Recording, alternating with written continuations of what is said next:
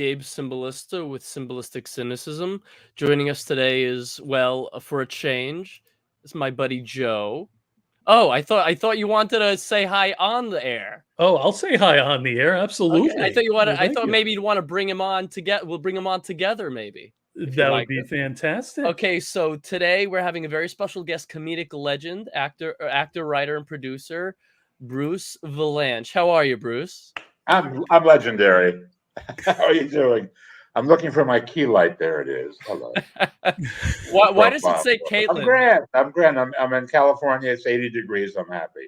Oh yeah, I talked to my cousins in California, and it's the winter, and they're like, yeah, it's 60 degrees, it's freezing, and I'm like, oh, it's awful, I can't even fathom it. Why does it say Caitlin? I changed my name to Caitlin. I originally I changed my name from Caitlin to Bruce. I was ahead of the curve. Ah, very smart. And he's now going to work for Fox News. Right. Yeah. So now I've decided I'll re-own my name. I should the Republican get it. Let's not get into politics. And I'm probably on your side anyway. So, I'm actually I try not to take sides, but sometimes we feel compelled. Anyway, only because there are two. That's all. Yeah, and then there's a moderate, which is almost non-existent, but unfortunately, yeah, true. All right, anyway, I said Joe, my hi. I will let you guys do your thing again, Bruce. Absolute honor having you on the network. We greatly appreciate it. And Gabe, I will talk to you later. Good night, guys. Hi, goodbye. Bye. See you later, Joe. Take care. Drop me down. A drop. You didn't hurt yourself on the way down. Anyway, hey Bruce, how are you? I did a little graphic featuring you. I see highlights, the Zohan and Whoopi and a benefit with Whoopi and Brooke Shields. Yeah, and me and my stomach. That's very good too. Sorry, just the way it's a big billboard. Well, that shirt you had, like, abs are great, but have you tried donuts? Is just that's right. It says it all, doesn't it? It kind of I mean, when the yin and the yang. Yeah, but I mean, other things are better when you have abs, or when you are fit. I mean, there's no question about it. But some things are good no matter what. There was one point in my life I lost so much weight my abs started to show. But before I actually started working out again. I started working out, but before I ever really worked out, I said, "Yeah, my philosophy: no pain, no pain." Never any gain anyway. So. Dude, like my more donuts, more gain. And Passover, while everybody's gaining weight, I'm losing weight, and it's killing me. I'm like, and I'm on a gaining diet, which is just as difficult as it is for people to lose weight. And I'm like, I guess I've never had that particular trial. And I make that. I saw this infomercial about gaining bigger glutes, but wait, there's more. So tell us a little about yourself. I mean, I'm sure there's a lot you could tell because you've been in the comedy scene for forever, and I mean, in terms of like media entertainment, you're a legend in the comedic writing. You've written with Bill Murray for the award shows. You've written for a lot of comedies. I have written for a lot of people. I was reading about myself in your promo for this thing. Smell me. I'm just full of, awards and famous people and space. Well, I've been doing this, for a long time. I was a child actor, but I was not a child star. We'd be having this conversation in rehab. Oh, God. So I started writing and acting early and met Bette Midler 15 years ago. Excuse me, I'm having thickened the Tim, as they say. My Aunt Bully used to say. And we're still working together. And along the way, I've worked for a whole lot of people. I mean, and done a whole lot of stuff and won Emmys and written Oscar shows and did Broadway and Hairspray. And I was a Hollywood Square for 6 years. And I have an 11-inch penis. And what else do you want to do? Oh, my God. Wow. We never discussed that. Are there going to be any, about Bruno. I know. Are there going to be any jokes you're going to bring up that you and Bill Murray made sure didn't make it to the Academy? It wasn't Bill Murray. Billy Crystal. Billy Crystal. Sorry, it's all the Bill Murray. I've also worked with Bill Murray. I mean, and when I started, when I was at the Chicago Tribune, Bill Bill and his brother Brian Doyle Murray were in Second City, which was next door to where I was living. So we used to hang out together. In fact, Brian was in the company, and Billy was trying to get in it, and he had a hard time getting into it. And so did the Belushi brothers were also there. And John was in the company, and Jim was trying to get into it. And they kept saying, "We're legacies, let us in." But that wasn't how it worked. Eventually, they all became huge stars. You know, they could buy and sell each other. And me. I was actually rewatching recently Get Bruce. And this, sometimes when you watch something, because I recall watching parts of it when I was younger, when you rewatch something years later, and you not just you get jokes, not just movies, documentaries, whatever it is, not you just get jokes. You recognize people you didn't know who they were as a kid, or you didn't, right. Well, some of the jokes in that movie, which was made 20 years ago, have a shelf life. So, for a while there, Monica Lewinsky was hovering in obscurity, but Brian Murphy brought her back as a television series. So that joke came back. So did Hillary when she was running. There was a lot of jokes about, Yeah. But I'd like to point out that movie was produced by Harvey Weinstein, who never laid a hand on me. Hashtag why not me? And he was a really good producer, and my mother is the star of that movie. With Robin Williams and my mother are the stars of that movie. They're the funniest things in it.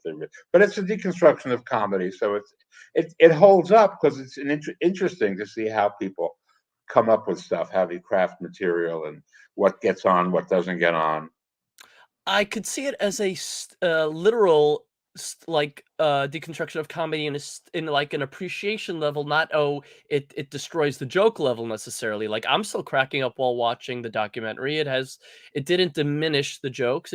I was able to learn from it while also laughing. Maybe that's just me. You know what I mean? Could be. I would have to look at it again to come up with specifics, but the fear always is that everybody wants the steak, but nobody wants to see you kill the cow. They're not interested in how it happened. That's why there are very few movies about the porno business, because people won't admit that they watch porn, and they don't want to know how it happens. They do, but they don't really want to. They don't. Hey, I watched my first one the other day. I looked so much younger back then. I'm glad. I'm happy for you. Yeah. Well, I've had several projects that involve people in the porn business, and that was always the ceiling that you hit, is that there's an audience that just doesn't want to know anything at all, and then there's the other audience that wants to know everything, but they're not. They really don't. No, that's why the biggest thing has been Boogie Nights, and even that was not as big as other movies that year. Yeah, I'm still waiting on them for that Jewish porno, 10% sex, 90% guilt. I believe they call it Debbie Does Dishes. Where is that? I know. There are so many guilt movies. Maybe that'll be Woody Allen's cri de coeur, his last one. Perhaps it'll be. I remember one of the Hollywood Squares, you made a joke about Shelley Winters, and I don't know if you recall. I don't remember we made lots of jokes about it. Well, I was going to mention, my grandmother knew her because my great aunt married her first cousin. So my grandmother was, friends with Shelley Winters for a while, but I never got to meet her. Right. She was a lot of fun. She was a piece of work. She made a lot of jokes about herself. Yeah, I like I said, that's why I wear that shirt, Life's a Twitch, because they say if you can't make fun of yourself, I have Tourette syndrome. I mentioned to you earlier. So I joke about it, so I don't let it get to me. Like I'm very open about it too, because some people can't help but be open about what they deal with. So that's why I admire you. Like anything that somebody could possibly make fun of you for, let's say if you were a kid, you make a joke about it. You brighten people's, you just smiles from ear to ear. It's like the laughter that your jokes and I'm cracking up watching the documentary about you. Like even the cameo in with you and George Takei and Don't Mess with the Zohan was great. But yeah, and Robin Williams must have been he must have been a gem. Yeah, he was one of a kind. He was the sweetest guy in the world, but he was completely manic. And he was fast and funny, but Dumpy, and but he had such soul. He was such a deep character. He was great, and it was just tragic that it ended the way it did, because he had a series of diagnoses that really killed him, and this last the syndrome that eventually did kill him, which involved the suicidal tendencies. Nobody knew he had. It was kind of a newly identified illness. So it was really truly horrible. Yeah. And that's bright. Isn't that fun? Sure. Well, I know a lot of comedians can come sometimes from a dark place, dark past, but they transform their pain into comedy, laughter, humor. They like to, that's why, listen, I'm not a comedian. I don't do stand-up, but I like to tell jokes. They're not necessarily mine, but I like to make people laugh. So, like, I deal with a lot of pain, not just Tourette's. Tourette's usually comes with other stuff, so I like to make people laugh. So I spew a lot of jokes. Sometimes I say my jokes are ticks, because sometimes I say ones that's offensive, and I don't realize until after I say it, wait a minute, did I just do that? Or after somebody's reaction, I'm like, it's just my Tourette's, Yeah. I don't really do that, but like my friend, I used to go up to my friends, go F yourself, pardon my Tourette's. Like, you can't do that now. My friends just say, I tell them you could have Tourette's by proxy because you're my friend. So they just blame me, by association. Right. So, yeah. The older I get, the more I begin to think that almost everybody comes from a dark past. You know what? I mean, nobody talks about it, but people who go into comedy have a way of channeling that into humor, because they use that as a defense mechanism early on. Some other people don't have that. I mean, I was reading about Evan Rachel Wood, who was going after Marilyn Manson, and she says in this documentary about her, she's carrying on about her childhood. Not carrying on. I don't mean that in the bad way. You mean. I mean, she's just, and she is describing her family and her dark background, the child abuse and various things that happened to her. And she didn't have a comic outlet, so she was angry. She was always apparently angry, and this is what happens if you don't have a comic outlet. The problem is when you have a comic outlet and you are still angry. Then you need to be handled very gingerly. I hear that. Yeah. And also, I mentioned before the show, we were touching base about where I'm from, and I mentioned I'm from Cedarhurst in Long Island. And you said, and you know the area. And also, I call the 5 towns the center of the Jewish space-time continuum, because like every time I go to Israel, like the Cedarhurst, Woodmere, Far Rockaway, like it's such a small world. But also, it is. Well, for Jews, I mean, Israel is a small world. Yes, it's the size of Jersey. Geography, but I only knew about it because the relatives we had out there and the kids I met in USY Jewish Youth Group, because I was from Jersey, but that was a whole different world. Yes, all listened to the same radio stations because everything was coming out of New York. It was all coming out of Manhattan. So that's what we had in common. Cousin Brucey and Murray the K, and well, I'm older than you are, so names may mean nothing to you, but they were like. I was raised on the 40 DJs. Sorry, I didn't mean to cut you off. No, they were the big top 40 DJs, and so we all had that in common. But we all thought we were the center of Jewish life. Well, you know what? I was raised on the Beatles, Alan Sherman. I already memorized Alan Sherman songs by age 12. I still remember word for word "Hello, Mighty Halafada," "Chim Chim Cheree," Harvey and Sheila. Really? My parents. Can you sing Mexican hat dance? Oh, Americans dance on a dance floor, and the Spaniards they dance on the table, and the Russians they dance on a table. But the Mexicans dance on their hats. They dance on hot poles in Calcutta. It was Concha dance on Strata, which they squeeze from one cow or another. another. Yes, the Mexicans dance on their hats. There are Mexicans dancing on derbies. There are Mexicans dancing on caps. They just throw the fedoras wherever the floor is. Start doing hovers and taps. They don't quit. They go on. It's a Mexican custom to take hats and bust by doing dance thereupon. Oh, the reason they shot Chupacho Villa was the dance on his mother's mantilla, but the message did not reach Garcia. He was out somewhere dancing on hats. There's a fellow in West Acapulco, the most elegant man you could meet. He does stumbles on hummers, tunes of cigarettes, and even the nutcrackers sweet.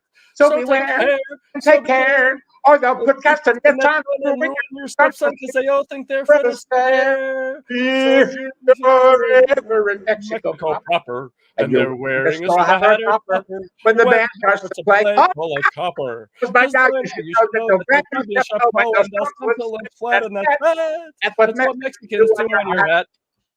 Now we've both been canceled. Do you understand this? I know. We have been canceled. We can never go to a taco wagon again. Let's not talk about it. We can never have salsa and chips. We have to the avocados must be one on my shoulder. Absolutely. However, it's a very funny song. And the Mexican hat dance alone, what the hell was a Mexican hat dance? It probably wasn't even Mexican. It was some, Pepe Le Pew or something, or a Mel Blanc cartoon. Yeah. Hello, my friend Brandon says, Bruce, congrats on the legendary career so far. I'm a huge documentary admirer and remember ones you were part of featuring two of my favorites, Ray Charles and Elvis. Did you know them both personally? And if so, how was your experiences with them? Well, I knew Ray Charles. I did a couple of television shows with Ray, and including a tribute to him, which was a nice all-star thing that we did in Pasadena. And then he was on. We did a Happy Birthday Las Vegas show that he was on, and he was a lot of fun. And he had a very shady manager who would always say, "Oh, we need you to replace the airplane tickets because Ray lost them."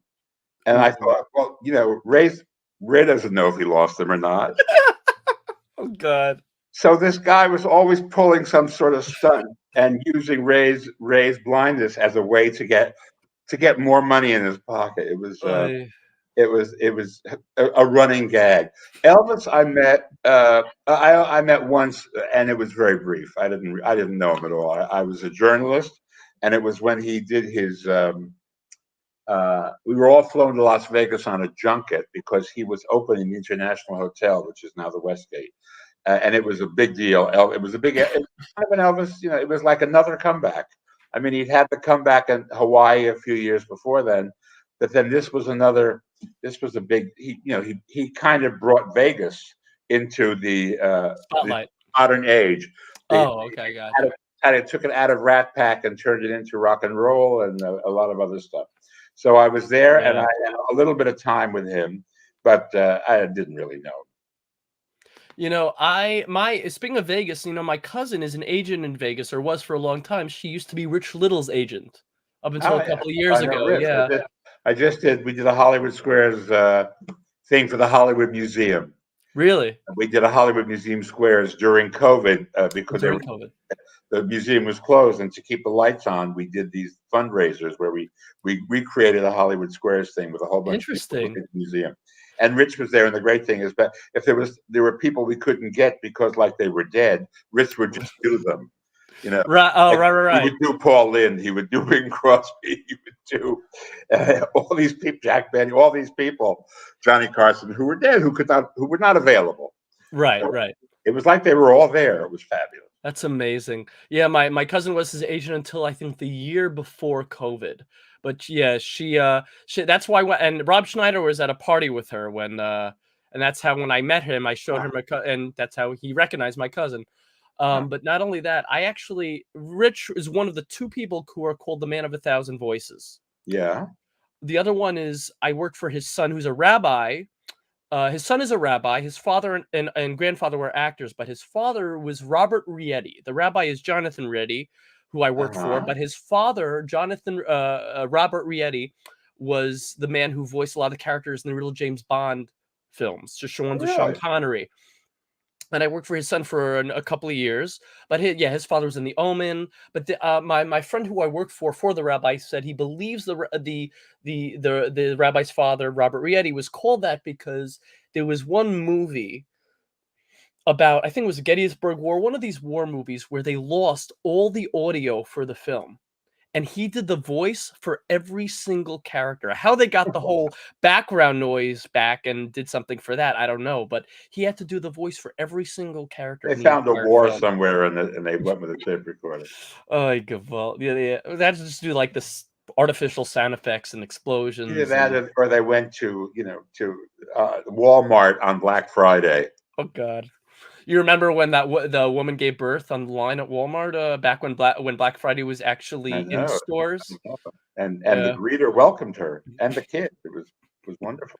You were making a joke. I wasn't. I was making a joke. No, I don't were. remember that, but I have no doubt that it happened. I mean, there's a great website called People of Walmart that is photos of taken of people at Walmart and the things they wear to go to Walmart, which is pretty special.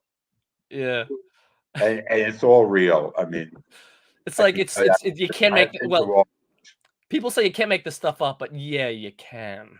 Well, you can, yeah, but I mean, but when you encounter it, in the wild, and you realize it exists, you realize that you have to take it up a notch if you're going to make it up. Yeah, hold on, a couple of my friends want to say hi, chime in, and and CW, and I'm sorry, David, I missed your comment, and he said, and Ed Koch. Well, I know Ed Koch was Jewish. I think we were talking about all the Jewish. Some people were talking about different Jewish geography and stuff, but did you realize that this Purim, this last Purim was the first time Purim fell out on St. Patrick's Day since I think 1984. I was not aware of it, but it's the first time that instead of saying Haman, they said Putin. Oh yeah, yes. Oh right, you emailed that. You told me that one. What can I tell you? I like that. That was really good. It has shelf life, 2 weeks. Yeah. But the reason I brought that up is because there was an SNL from 1984 where they were doing a whole St. Patrick's Day thing, but it crossed over to a Purim thing, and Ed Koch made a cameo, and he's like, "I'm here to plug my new book," like it was just. How am I doing? How am I doing? Yeah. You know what? The first time I ever heard of Ed Koch was and this was like one of my favorite shows growing up, The Critic with John Lovitz. I don't know if you've ever. I love that show. Yeah, it was very funny. Yeah, and like they're talking about Ghostbusters 3. Before the Ghostbusters 3 and 4, it's like, oh my God, New York is being destroyed by an 80-foot Ed Koch, and he's just walking around crushing things like, how am I doing? How am I doing? How am I doing? I actually saw him do something like that. I was on a plane, and we were sitting up front, and there were about 16 seats in first class, and he was in the front row. It was a wide body. He was in the front row center. At the time, the movies were on one screen. Yes, I remember. I remember that. And he got up during the movie, which I wasn't watching. But he got up during the movie, and he went to the bathroom, which was in front. And then he came back, and he was again blocking the screen, and people were watching the movie.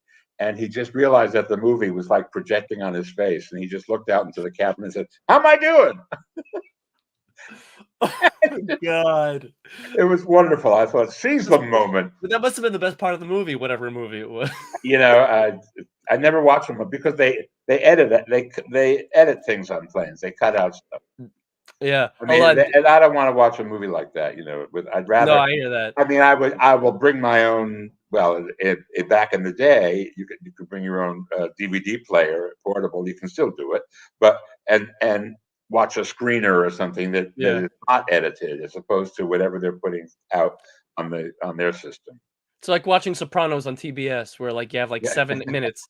Hold on, David said Ed Koch passed away owing me $12. Boy, you're a cheap hooker, Dave. And I don't know if you know if Dave is Jewish, but I have no idea. David Madison is. I just canceled myself. He works as Happy Madison, and that was probably what he was doing at the time with Ed Koch. I met Ed. That's the only time I met Ed Koch, but it didn't matter. But he was widely hated by my other people, the gay people. He was widely hated by gay people. So. I didn't know that. Yeah, I listen. I have a relative who's gay. I have plenty of friends who are gay, and they have the best gay jokes. Like that. Only they can make, but they do it best. Uh-huh. Some of them I there's one I could say, but it's just he does it better. But I mean, this is probably one of those jokes that gets it canceled. But so I'm not. Oh yeah, right. Yeah, so I'm not that. No, but this one's really bad. But he does it at the Shabbos table, which was even better. Oh, that's funny. Which made it that much more funny. Gabe or Bruce, spectacular. You two are too funny. Well, we should make it 3 funny. See, this is why I can't write my own jokes. I came across. it's another cancelable joke, but there's a woman wrote a book about the Peppermint Lounge. This is true, and the Peppermint Lounge was a mob joint, and it was in its day. It was where the twist was popularized, and it was like Studio 54 before Studio 54. But her book is all about the mob background that ran the place. Right. Had a joke about her family and an uncle that she had who was a low level guy in the family, and they put him to work in one of the restaurants that the family owned, and it was run by like Uncle Guido, who was like from the old country and was very old country Italian, and so he said he had him in the kitchen grating cheese, and he said, and the kid's name was Sal, and he said, Sal, I want you to whistle while you grate the cheese. He said, why should I whistle while I'm grating cheese? So I know you're not eating the cheese. But the way it was in a dialect. She wrote it in a dialect. So I know you're not eating the cheese. It's that kind of Pico Marx Italian. It's funny you say that. Has been camped everywhere. Yeah, there's a lot of what's the word, parallels between Italian and Jewish culture. But I remember there was one joke, and I said this to my Italian friend I went to college with. I said this to her, and basically the joke was, what's the difference? And you might have heard it before. What's the difference between an Italian mother and a Jewish mother? Italian mother says, finish your meal or I'll kill you. Jewish mother says, finish your meal or I'll kill myself. And then she says, well, an Italian mother would say that too. So, okay. Kay Ballard, who was one of the first people I wrote for, was very Italian. Her name was Caterina Ballardo. And she had loads of Italian things and did accents and till the very end. She died in her 90s and was still doing all that stuff because she was like, she was second generation, but they were all in Cleveland, all speaking like they were still in Naples. And she was the one who was speaking English the way it's spoken in this country, and they were still speaking it like they were going to go out to the ruins of Pompeii and have a picnic.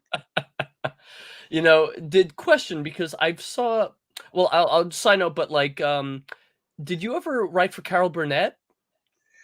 Yes, but not for the Carol Burnett show, because they only hired writing teams, and I didn't have a writing partner at the time. She had a husband who was producing the show, and he saved money. He said, you get 2 for 1, because they would pay the team the equal of one person's salary, but they'd get 2 people. So the whole show was written by teams. So I wrote for her a lot on specials and benefits, and she's in the movie Get Bruce. Right. No, Only for a minute, but she shows up in it. Yeah. Yeah, she was. And we're friends. I mean, I've written a lot of stuff. And in fact, I wrote the last thing I did was when she won the Mark Twain Prize. I wrote that show that we did at the Kennedy Center. Yeah, I grew up on my parents you have to say I grew up on classical music, classical movies, and classical rock. But I grew up on the classic. I used to binge watch Golden Girls with my grandmother when I was a kid. Perfect. And I could appreciate the humor from Carol Burnett show. The only show I grew up watching as a kid, but I didn't appreciate until I got older, was MASH. Well, it was about a war. Yeah, I mean, I'm meeting Loretta Swit and Jamie Farr in a few weeks, so I'm looking forward to that. And Alan Alda I would love to meet, but he's not going to be there. But I Golden Girls. Loretta's great. I know Loretta, and I know Alan. I don't know Jamie Farr, but I know Loretta. Yeah. But Golden Girls was my number one. Like that show was raunchy before. That was like the raunchy before its time, but it was like so strategically, like it was able to be dirty with also being classy simultaneously. Yeah, they were funny old ladies. Yeah, Betty. The idea of an old slut. What's his name? Who McClanahan. Yeah, who was still fully loaded. Was funny. I mean, she could get away with anything because she was so old. And the same with all of them, the 4 of them. They all had that. That was the key to that show, is that they could get away with all of it. Yeah, and there was one episode where that woman told her she was lesbian, but she heard Lebanese, a thespian, and she didn't understand, so she was what? No, but Betty White, like she was like the dumb blonde of that show, And because I'm Polish, so I consider myself the male version of a blonde. And I hate when people radiotype us as dumb. Anyway, no, but Betty White, like when she was one of those people I would have loved to meet. Like she was everybody I know a couple of people who worked with her, met her, and said like she is just as amazing in real life as you'd imagine. I found it to be that. I found it to be that way. B.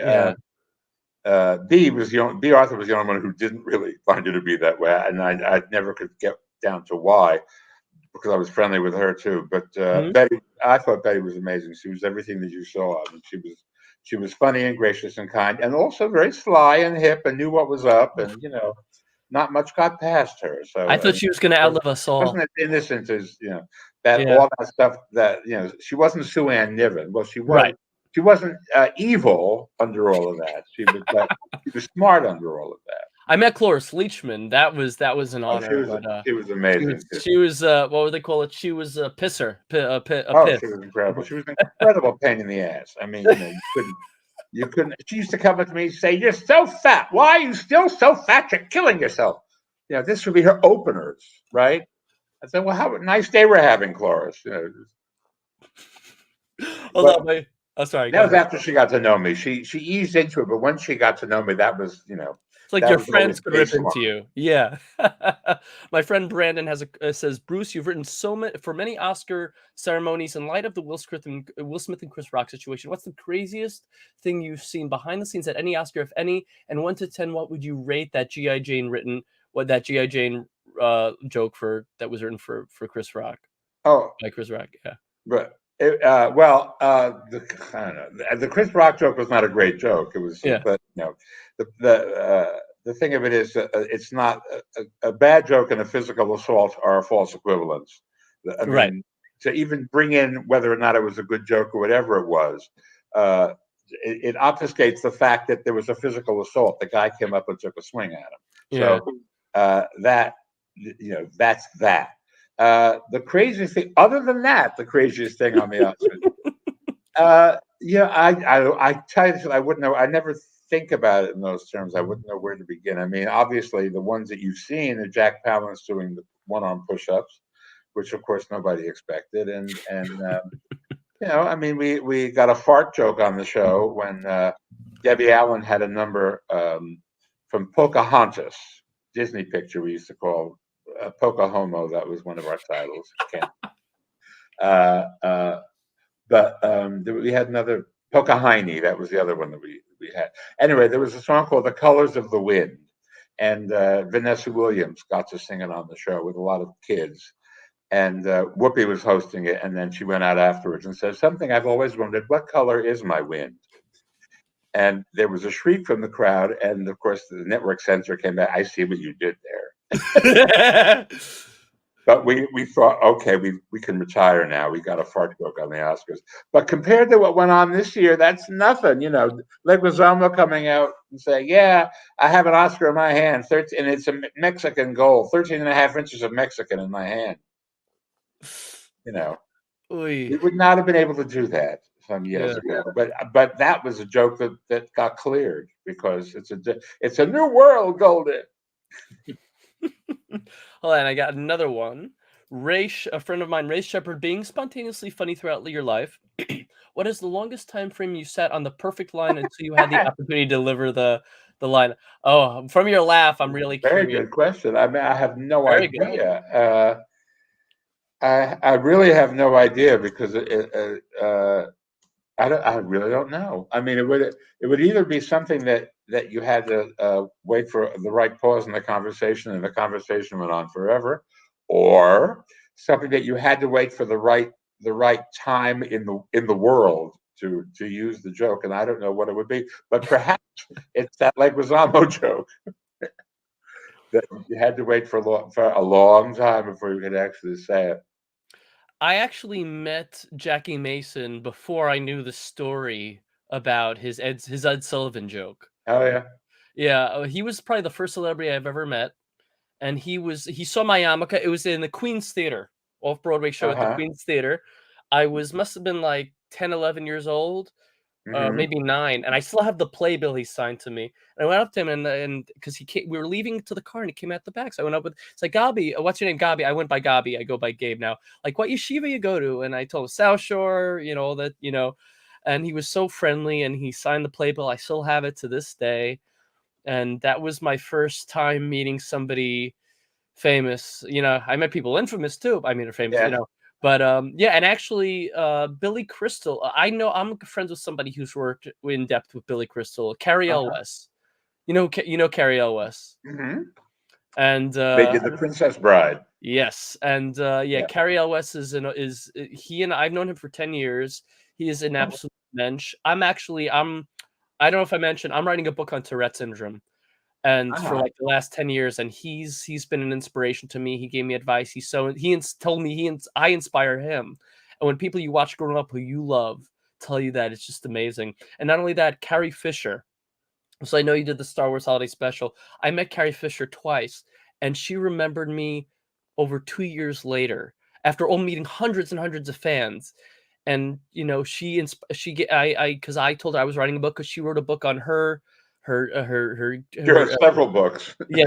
Several, and that's why her death was the one that really, the celebrity death that made me cry, because she touched my heart. She was hugging and kissing all her fans. She had a heart of gold.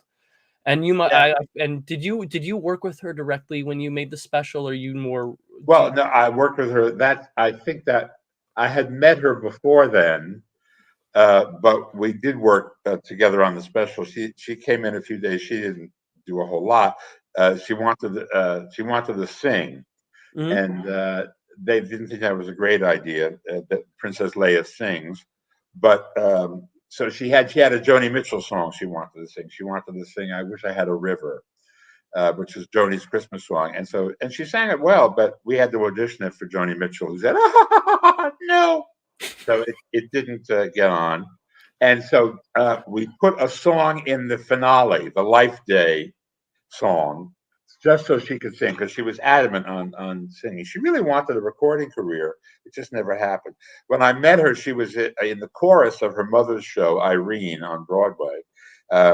And Debbie would bring her everywhere. And Debbie Reynolds. Debbie Reynolds, yeah. And she really wanted that kind of a career, but she didn't want. Ultimately, I mean, when she finally got to acting, I think that she wanted to act, but then she finally was. So after Star Wars, she thought, well, this is such a big pop hit, maybe I can turn this into something musical, and it didn't work out that way. But and then more happened, and then she started becoming a writer. She wrote a book, and all of a sudden, she was a huge writer. So, but she was a fabulous character. She was just out of her mind, and she was notoriously bipolar, and one of the first people who actually came out with her diagnosis, mostly as a way to excuse her behavior. What had been crazy behavior suddenly became, I'm not well. It's like when I was joking about cursing out my friends, a part of my Tourette's. It's just my, like, go focus on part of my Tourette's, like that type. Yeah. She was quite. We worked very close. I hired her to write the Oscar show a couple of times. She was one of the writers, yes, and she wreaked havoc every time. She would go smoking in the supply room and set off the fire alarms and sprinklers all over the theater. That happened once. So she was a rebel in real life and Star Wars. What? She was a rebel in real life and she was a rebel in real life and in Star Wars, exactly right. Yeah. But in Star Wars, she had an alliance. Yes, true. She was an outlier. That's great. Yeah. And I met Mark Hamill too. He was a real mensch, real great guy. Mark, he still is. I mean, yeah, he's great. I haven't seen him in a long time. He was very, he was very nice. Yeah. Very nice. But I was watching the writing process with you and Billy Crystal, and it's just it's like you're like kids in a candy store, like absolutely. And you got the whole bagels and yes. Well, Billy, Billy is ritualistic. I mean, he is a very disciplined guy, and we would 10 o'clock, and there were the bagels, and the Jews would arrive, and we would start working, writing about what it was going to be, what the show was going to be like. And it's true. I mean, he's like that, and that's why he's incredibly prolific. I mean, he's on Broadway now doing Mrs. Harry Knight as a musical.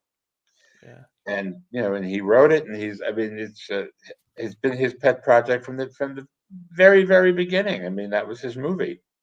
So, but it's always a lot of fun. I mean, it's always kind of a party. I mean, that's the great part of it. You're not sitting there trying to find the next BA2 variant or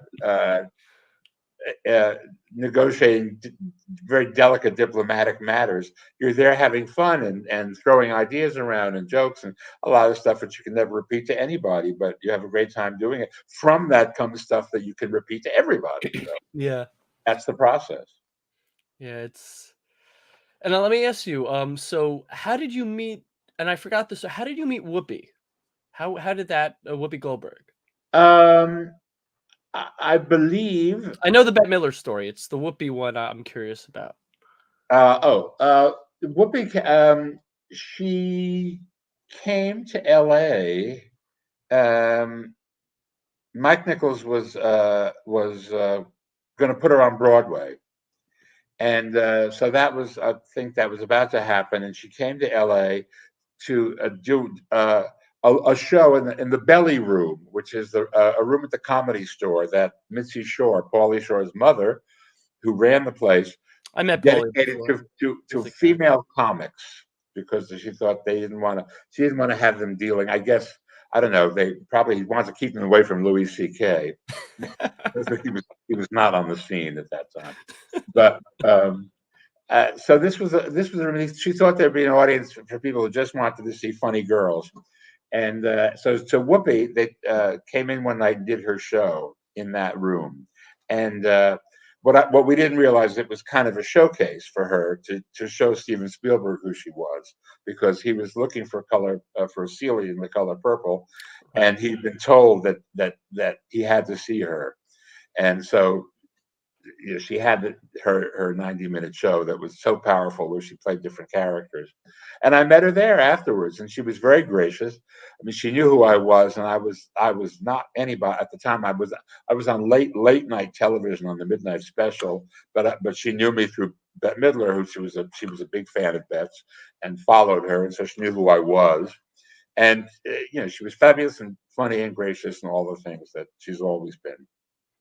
So that was how I met her, and then we started talking and hanging out. I mean, New York, LA, corresponding, whatnot, and did a bunch of shows. And 20 years later, wound up being Hollywood Squares. Yeah.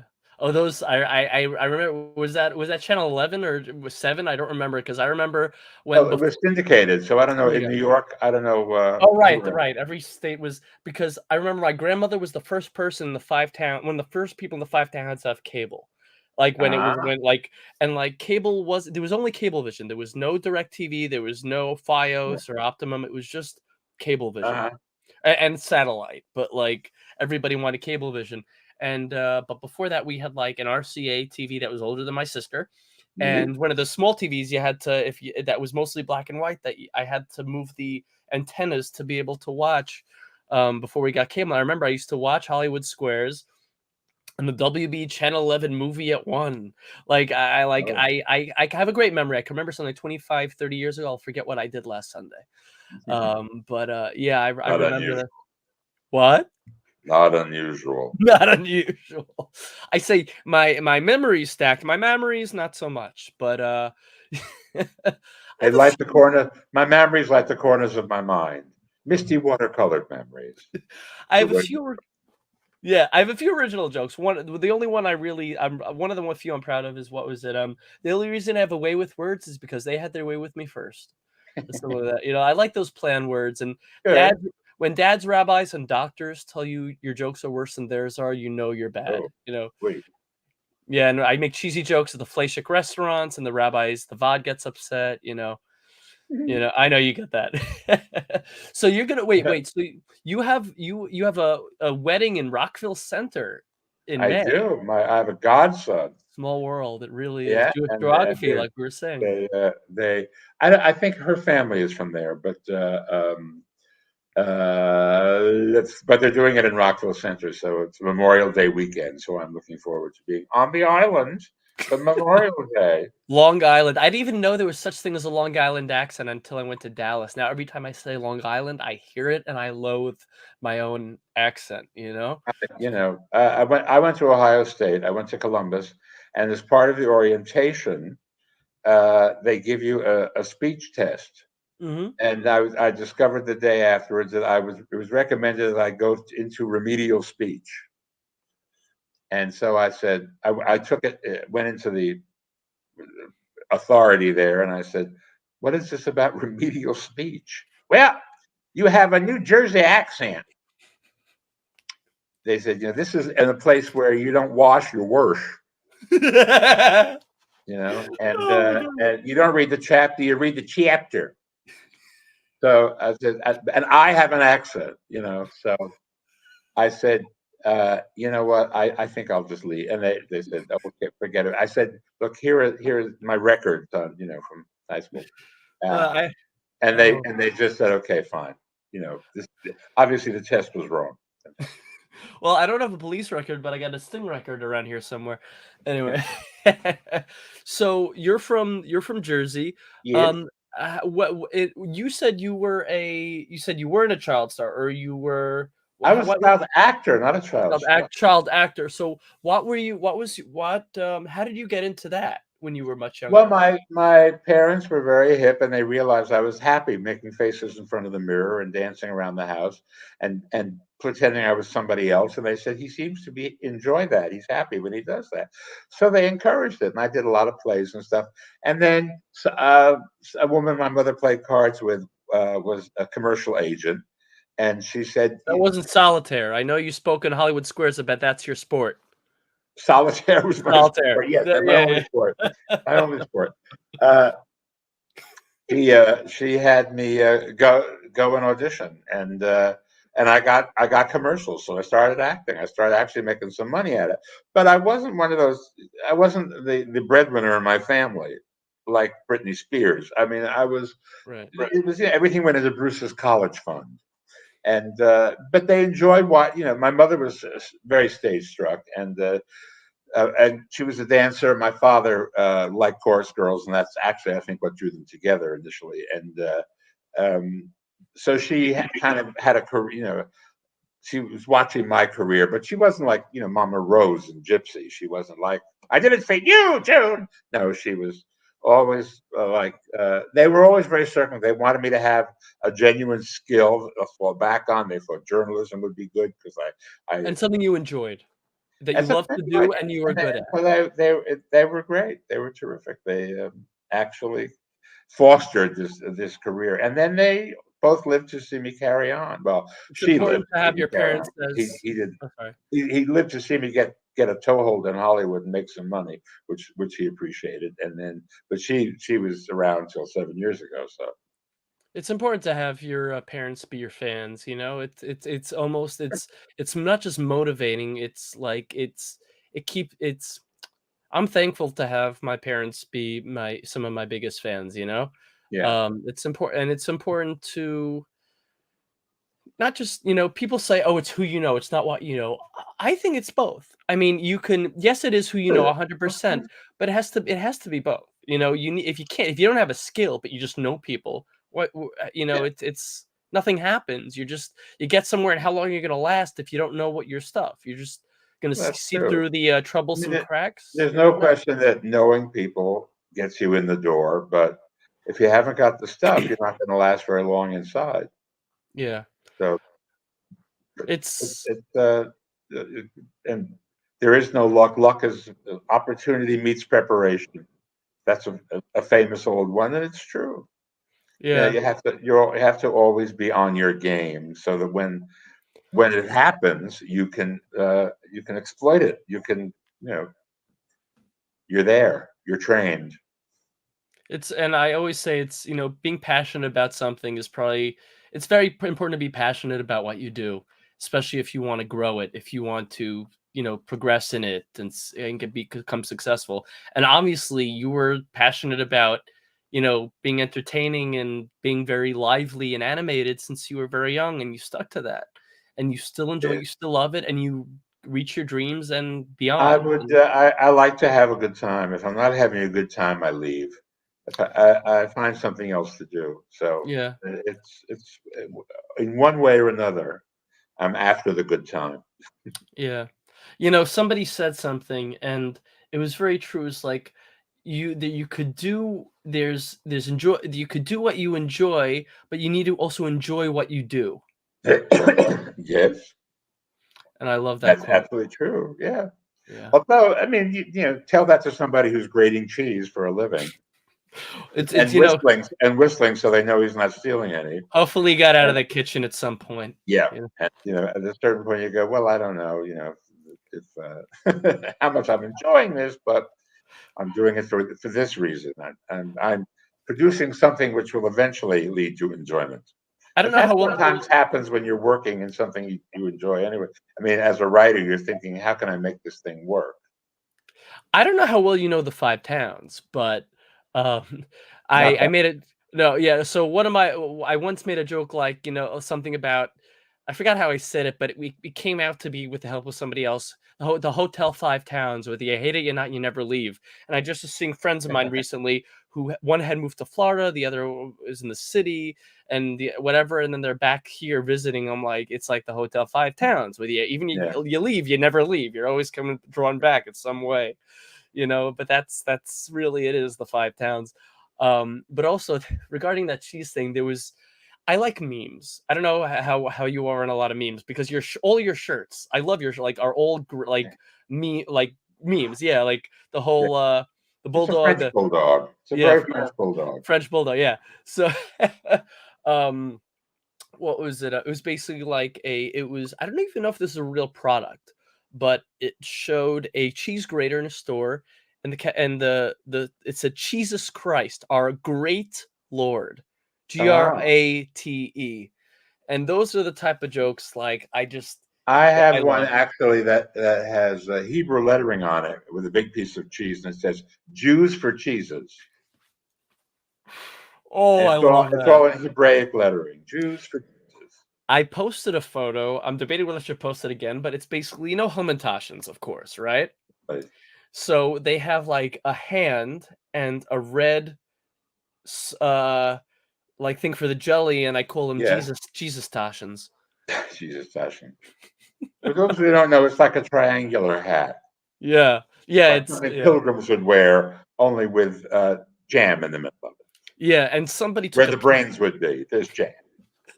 and somebody took a pizza and folded it in three corners and That's I right. call it pizza It's in Tashin. Tashin. Oh God, can I tell you That's not too something? far from Putz and Tuchus, so you have to be careful. It's I just photographed a bar sorry, not a bar mitzvah, that was last summer, and that was a film that was filming it. I photographed a basketball game in a local school recently, and every time they said tip off, I go to the one of the rabbis is like, is this a bris too? I'm like, I'm confused. Like, and one of the rabbis says, I'm not the one you should say this to, like every rabbi is different. But my friend's father was a moil, so he knows every All the circumcision tip joke in jokes, the book, all the tip jokes. One of my favorite ones is somebody there. told me those circumcisions don't hurt. I said, really? Because after mine, I couldn't walk for almost a year.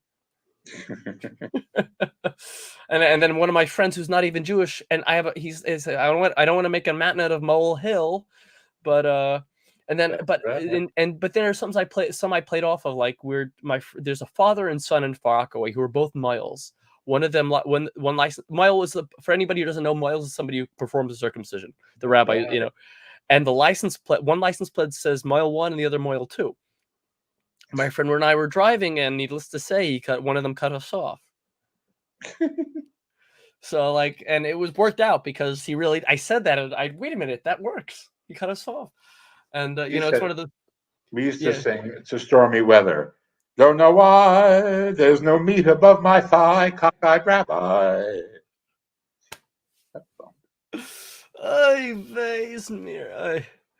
Yeah, we had those too. If you have nothing nice to say it in Yiddish. Can I tell you something?